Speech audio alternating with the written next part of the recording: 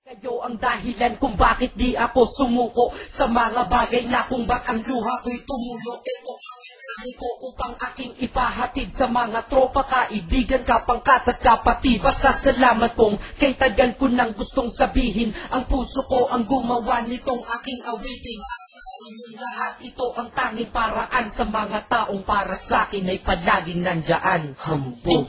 Kayo ang dahilan kung bakit di ako sumuko sa mga bagay na kung ba't ang luha ko'y tumulo. Ito ang mensahe ko upang aking ipahatid sa mga tropa, kaibigan, kapangkat at kapatid. Pasasalamat kong kay tagal ko nang gustong sabihin. Ang puso ko ang gumawa nitong aking awitin. Para sa inyong lahat, ito ang tanging paraan sa mga taong para sa akin ay palaging nandyan. Upang ako'y mabigyan ng kalakasan ng loob at manatili na nakatayo at di patataob na kahit na anumang pagsubok na nagdadatingan. Di ako takot pagkat alam kong may malalapitan. Pag ako ay mayroong problema na dinadala, akala ko ako'y nag-iisa, ngunit hindi pala. Alam nyo ba kung bakit?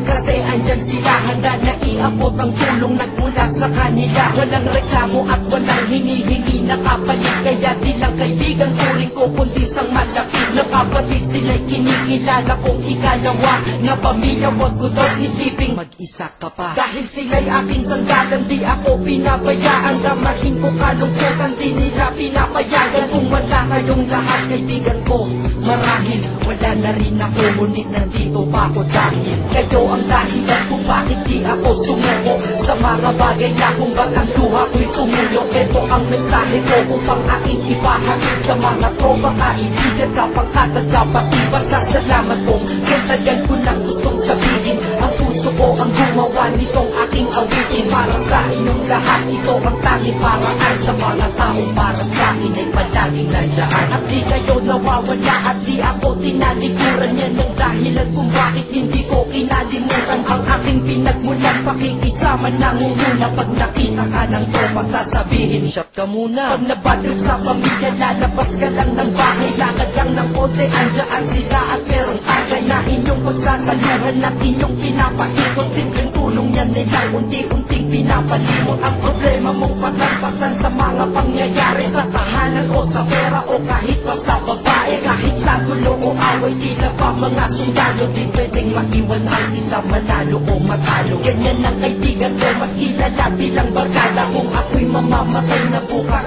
ako'y handa na. At kung may ikalawang mundo o buhay para sa akin, sana magiging tropa ko kayo pa rin. Kayo ang dahilan kung bakit di ako sumuko sa mga bagay na kung ba't ang luha ko'y tumulo. Ito ang mensahe ko upang aking ipahatid sa mga tropa, kaibigan, kapangkat at kapatid. Pasasalamat kong kay tagal ko nang gustong sabihin. Ang puso ko ang gumawa nitong aking awitin. Para sa inyong lahat, ito ang tanging paraan sa mga taong para sa akin ay palaging nandyan. Kaya ako'y kontento na dahil kayo'y naging parte ng buhay ko. Sa kabutihan nyo, paano ko gagante? Magkatawagan na mga tropa, kita-kita lang sa kanto. Pagkatapos didiskarte ng picheyosi at baso. Papaikot ang sombrero para mag-ambagan tropa. Kahit pwede na, basta lamang makatoma.